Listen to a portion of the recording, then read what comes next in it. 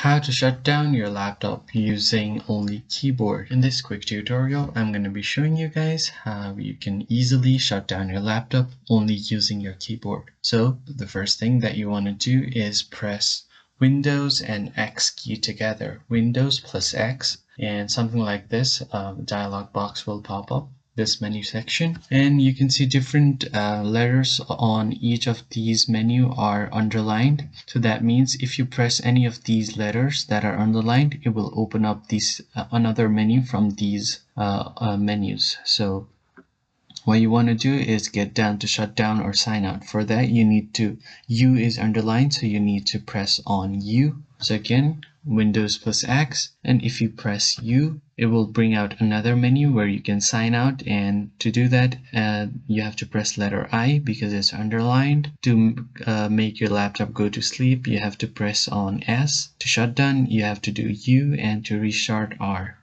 So again, if you do it quickly, if you press Windows X, U, it will bring out another menu, and to shut down you can press U and it will shut down your computer. If you just want to put your computer to sleep, just press S, and if you want to restart, press R. So this is the easiest way to shut down your laptop. So just press Windows X, U, and then U again, it will shut down.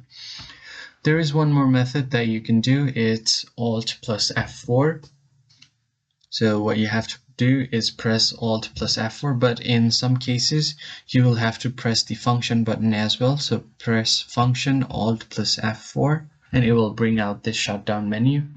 By default it will be selected on shutdown, but here are other options as well. So if you do that, Alt F4 plus enter, it will shut down your computer. And those are the easy ways on how you can shut down your computer. I will see you guys on the next one.